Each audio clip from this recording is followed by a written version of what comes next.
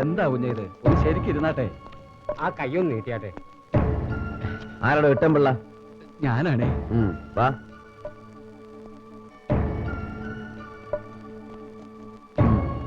മരിച്ചുപോയ മായാപ്പിള്ള അറിയോ? എന്റെ സ്വന്തം മോളായിരുന്നു സാറേ അവള്.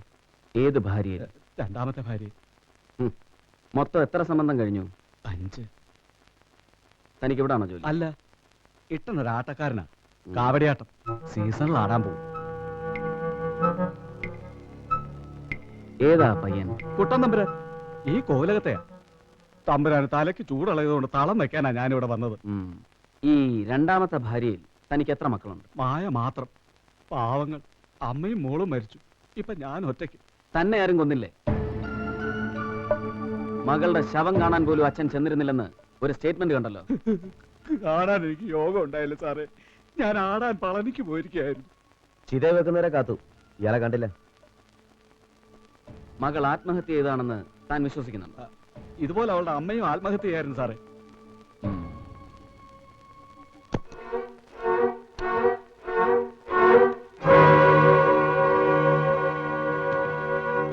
ജീവിച്ചിരുന്നപ്പോ മകളെ അച്ഛന് വേണ്ടായിരുന്നു.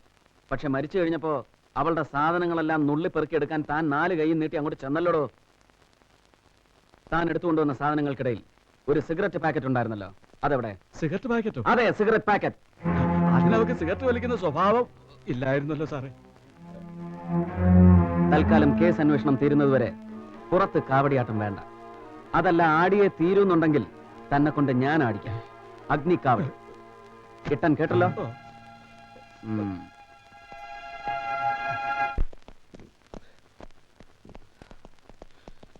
മൂസ ഞങ്ങളുടെ കസ്റ്റഡിയിൽ നിന്നും പ്രതാപവർമ്മയുടെ ആൾക്കാരെ തട്ടിക്കൊണ്ടുപോയി. എന്താ കൂട്ടി സർ?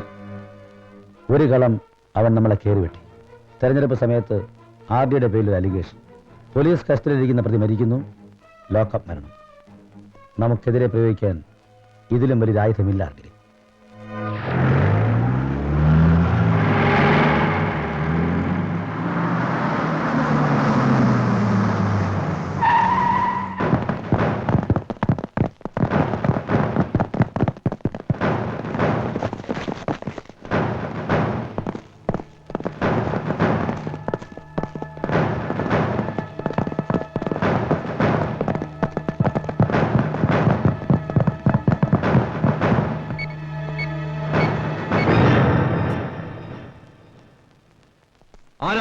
അനാവശ്യ ചോദ്യങ്ങളൊന്നും വേണ്ട. സെർച്ച് കഴിയുന്നവരെ അനങ്ങി പോരുത്. We are from revenue intelligence. സഹകരിക്കുന്നതാണ് അങ്ങേക്ക് നല്ലത്. പൊന്നും വില കൊടുത്ത് വാങ്ങിക്കൂട്ടിയ കുടിലുകളുടെയും കൊട്ടാരങ്ങളുടെയും കണക്കാണ് ഞങ്ങൾക്ക് അറിയേണ്ടത്. ഈ കൊട്ടാരത്തിന്റെ അകത്ത് കയറി എന്നെ ചോദ്യം ചെയ്യാൻ ആരാണ് നിനക്കൊക്കെ അധികാരം തന്നത്? ഞാൻ, ജില്ലാ കളക്ടർ ഇന്ദിരാ നായനാർ. എനിക്ക് ഈ കൊട്ടാരത്തിൽ കയറാൻ നിങ്ങളുടെ പോലും അനുവാദം വേണ്ട. അന്തപുരത്തിലെ പൂട്ടിയിട്ടിരിക്കുന്ന പള്ളിയറകൾ ഓരോന്നായി തുറന്നു കാണിക്കണം തമ്പുരാൻ. നടക്കട്ടെ. എങ്കിലും കളക്ടറോട് ഒരു അപേക്ഷയുണ്ട്. ഇവിടുത്തെ അടുത്തറ ഇളക്കി മറിക്കാൻ പോകുന്ന പാവം SSLC പോലീസുകാരന് അറിയില്ല ചവിട്ടി നിൽക്കുന്ന ഈ രാജകൊട്ടാരത്തിന്റെ പരിശുദ്ധി. അത് അവർക്കൊന്ന് പറഞ്ഞ് മനസ്സിലാക്കി കൊടുക്കണം. അല്ലെങ്കിൽ പിന്നൊരിക്കൽ കളക്ടറും മന്ത്രിയും കൂടി പടയൊഴുക്കത്തിന് അകമ്പടി വരാൻ പറഞ്ഞാൽ ഓടി വരാൻ പാവം ഈ പോലീസുകാരന് ശേഷി ഉണ്ടാവില്ല. നമ്മളെ സ്നേഹിക്കുന്ന ജനങ്ങളെ നിയന്ത്രിക്കാൻ നമ്മളെ കൊണ്ട് കഴിയുന്നവരെ ഇത്തരം കാക്കി മൊഴികളൊന്നും ഈ പൊണ്ണുമൊബൈലിൽ നിന്ന് വിളിച്ച് പുലമ്പരുത്. താൻ തല്ലി തുറന്ന് അകത്ത് കയറുന്ന നാളുകളിലാണ് പണ്ടത്തെ മഹാന്മാരായ ചക്രവർത്തിമാരെ നാട് ഭരിച്ചിരുന്നെന്ന് ഞാൻ ഓർപ്പിച്ചെന്നേ ഉള്ളൂ. കാട്ടുടെയും കൂട്ടുടെയും കൊട്ടാര മത്സരം നടക്കട്ടെ. പൊന്തി വരുന്ന പൊന്നും പൗളും ഒക്കെ എന്നെ ഒന്ന് കാണിക്കാനുള്ള സന്മനസ്സുണ്ടാകണം കളക്ടർ ഇന്ദിരാ നായനാർക്ക്.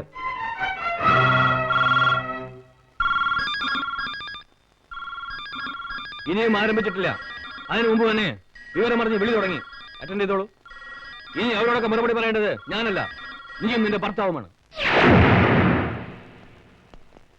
അവിടെ നിൽക്കണം. ഭഗവാനെ രക്ഷിക്കാൻ പോകും നമ്മൾ തടയരുത് കേട്ടോ.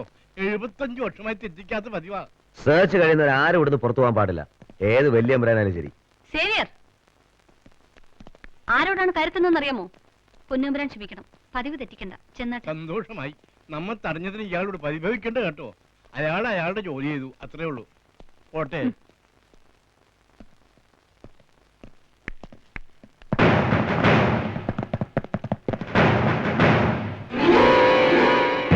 ആർക്കിയോളജി ഡിപ്പാർട്ട്മെന്റ് ഡയറക്ടർ നേരിട്ട് വന്ന് മാർക്ക് ചെയ്ത് പോയിട്ടുള്ള പുരാവസ്തുക്കളാണിവ. പഴയ തമ്പുരാക്കന്മാരുടെ പള്ളിവാളുകളും മുടവാളുകളും രത്നകിരീടവും. സംശയമുണ്ടെങ്കിൽ വേണ്ടപ്പെട്ടവരെ വിളിച്ച് ചോദിക്കാം. അല്ലെങ്കിൽ ഈ കവർ തുറന്നു നോക്കാം. എല്ലാം 200 വർഷങ്ങൾ വരെ കാലപ്പഴക്കമുണ്ടെന്ന് തെളിയിക്കപ്പെട്ടതിന്റെ സയന്റിഫിക് റിപ്പോർട്ട്. ഇനിയും ഈ നിലവറയിൽ നിന്ന് ഉരുകണോ കലക്ടർക്ക്? ലജിക്കണ്ട, നിങ്ങളുടെ മുഖ്യമന്ത്രി വരെ നിന്നുരുകയായിരിക്കും ഇപ്പോ. പിന്നെയാണോ നിസ്സാരയായ ഈ കളക്ടർ?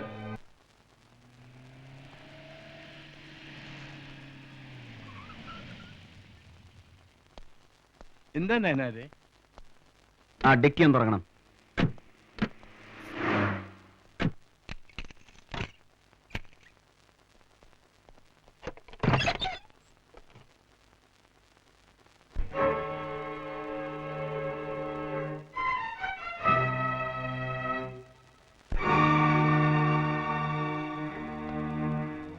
തമ്പുരാൻ, ഇതൊക്കെ കൊട്ടാരത്തിന്റെ രേഖകളിൽ പെടാത്ത അങ്ങയുടെ മകന്റെ ഭൂമിയിലെ സമ്പാദ്യങ്ങളാണ്. ഒന്നും നാം അറിഞ്ഞതല്ല നയനാരെ. അറിയാം തമ്പുരാൻ. ഇതൊക്കെ എവിടേക്ക് കടത്താനാ പ്രതാപവർമ്മ തന്നോട് പറഞ്ഞത്? DGP പിള്ളസാറിന്റെ വീട്ടിലേക്ക്. തക്കതായ രേഖകളില്ലാത്ത 100 കോടി രൂപയുടെ ബിനാമി സ്വത്തുക്കൾ പോലീസിന്റെ സഹായത്തോടെ റവന്യൂ വകുപ്പ് കണ്ടുകെട്ടി. ഇതിന്റെ പിന്നിലുള്ള ഉന്നതൻ ഉടൻ തന്നെ പിടിയിലാകുമെന്ന് DGP ശ്രീ പത്മനാഭപിള്ള തന്റെ പത്രക്കുറിപ്പിൽ വ്യക്തമാക്കി. എന്നെ കൊണ്ട് തന്നെ അവനത് പറയിപ്പിച്ചു. പ്രസ് മീറ്റിംഗിൽ ഞാനത് പറയുമ്പോൾ എന്റെ നെഞ്ചു പൊട്ടുകയായിരുന്നു. പോയി, എല്ലാം കൊണ്ടുപോയി. 100 കോടി കണി കാണാൻ പറ്റുമോ നമുക്കിനി ജന്മം? അവനെ തളച്ചിടാൻ ഒരു വഴിയും തനിക്ക് പറയാനില്ല. എല്ലാ വഴികളും പൂട്ടി സീല് വെച്ച് കഴിഞ്ഞാൽ പിന്നെന്ത് പോംവഴി തമ്പുരാനെ? പറയുമ്പോ സ്റ്റേറ്റ് പോലീസിലെ രാജാവായിട്ട് എന്നെ കിരീടം വെച്ച് കുടിയിരുത്തിരിക്കുകയാണല്ലോ. ദിവസവും പോലീസിൽ നിന്ന് നടക്കുന്നുവെന്ന് ഞാൻ അറിയുന്നില്ല. വീക്ക്ലി റിപ്പോർട്ട് പോലും എന്നെ കാണിക്കുന്നില്ല. ഫയലും ഫോണും വയർലെസ്സും എല്ലാം മാറ്റി. മുഖ്യമന്ത്രി എന്ത് ചെയ്തു, ചെയ്യുന്നു, ചെയ്യാൻ പോകുന്നു ഒന്നും DGPയോട് പറയേണ്ടെന്ന റോക്ക് ഹൗസ് എന്നുള്ള ഉത്തരവ്. എന്തിന്? സല്യൂട്ട് പോലും ഇല്ല DGPക്ക്. ആരുടെ ആളി കത്തുകയാണ്. കത്തിക്കാൻ അവന്റെ കൂടെ കുറെ മൈഗുണാഷന്മാരും. ആ കാട്ടുതീയിൽ ആരൊക്കെ കിടന്ന് വേവുമെന്ന് മാത്രം ഇനി നോക്കിയാൽ മതി. അവന്റെ വെറുമൊരു നിഴലാട്ടം കണ്ടപ്പോഴേക്കും താൻ ഇങ്ങനെ പേടിച്ചാലോ? നിഴലാട്ടം ഇതാണെങ്കിൽ അവന്റെ താണ്ഡവം കാണാൻ ഞാൻ ഉണ്ടാവില്ല. ഉണ്ടാകും. താനും ഞാനും ബാക്കി ഉണ്ടാകും. അവൻ നമ്മളെ വീഴ്ത്തുന്നതിന്റെ ഒരു ദിവസം മുമ്പെങ്കിലും ഞാൻ അവനെ വീഴ്ത്തും. താൻ ധൈര്യമായി പോപിള്ളേ.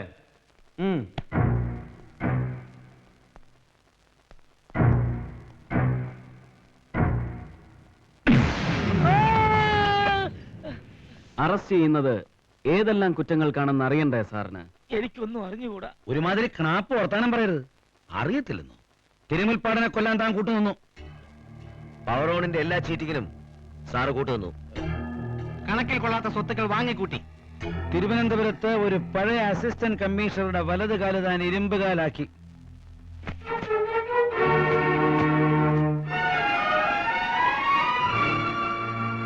പ്രതാപവർമ്മ കളിച്ച എല്ലാ ഫൗൾ പ്ലേയിലും ഒരു ഫ്രോഡ് റെഫറിയുടെ റോളായിരുന്നു സാറിന്.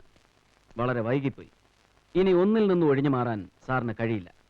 പറയൂ, സാർ മായാപ്പിള്ള എങ്ങനെയാണ് കൊന്നത്? ഞാനല്ല മായയെ കൊന്നത്. പിന്നെ ആരാ എന്റെ പിള്ളാച്ച? മൂസയാണ് കൊന്നത്. എന്നിട്ടത് ആത്മഹത്യയാക്കി മാറ്റി. ഞാനപ്പോ ആറ്റിങ്ങ TV ഇരിക്കുകയായിരുന്നു. ഞാൻ തിരിച്ചെത്തുമ്പോഴേക്കും എല്ലാം നടന്നു കഴിഞ്ഞു. വെറുതെ തലച്ചോറ് പുഴുങ്ങണ്ട. തന്റെ ഈ ഡിറ്റക്റ്റീവ് കഥ കേൾക്കാനുള്ള സമയമോ സൗകര്യമോ ഞങ്ങൾക്കില്ല. എന്താ നടന്നതെന്ന് ഞങ്ങൾക്കറിയാം. മായയെ കൊന്നത് നിങ്ങൾ തന്നെയാണ് സാർ. അന്ന് സാർ ആറ്റിങ്ങൽ TVയിൽ പോയിട്ടില്ല, അവിടെ താമസിച്ചിട്ടുമില്ല. നിങ്ങൾക്കെതിരായുള്ള എല്ലാ തെളിവുകളും ഞങ്ങൾക്ക് കിട്ടിയിട്ടുണ്ട്. അവിവാഹിതയായ മായാപ്പിള്ളയിൽ നിങ്ങൾക്ക് പണ്ടേ ഒരു കണ്ണുണ്ടായിരുന്നു. പല രാത്രികളിലും നിങ്ങൾ അവരെ വിളിച്ച് ശല്യം ചെയ്തിട്ടുണ്ട്. വിവാഹാഭ്യർത്ഥന വരെ നടത്തിയിട്ടുണ്ട്. ശരിയല്ലേ? അവൾ എതിർത്തു. അവളെ മറ്റൊരിടത്തേക്കും ട്രാൻസ്ഫർ ചെയ്യാതെ മൂക്കിന് താഴെ തന്നെ കമ്മീഷണറായിരുത്തി നിങ്ങൾ അവളെ കണ്ടാസ്വദിക്കുകയായിരുന്നു. ഇതൊന്നും ശരിയല്ലെന്ന് പറഞ്ഞാൽ താഴത്ത് വെച്ചാൽ ഉറുമ്പരിക്കുമെന്ന് പറഞ്ഞ സാർ ഉച്ചിയിൽ കയറ്റി വെച്ച് വളർത്തുന്ന ഒരേ ഒരു മോളുണ്ടല്ലോ, അതിനെ ഇവർക്ക് പോലീസ് മുറയിൽ ചോദ്യം ചെയ്യേണ്ടി വരും. സാറിന്റെ മുന്നിൽ വെച്ച് തന്നെ. അയ്യോ, എന്റെ കുഞ്ഞിനെ ഒന്നും ചെയ്യരുത്. ഞാൻ എല്ലാം തുറന്നു പറയാം. പറ. സംഭവം നടന്ന രാത്രി ഞാൻ മായാപ്പിള്ളയുടെ വീട്ടിൽ പോയിരുന്നു.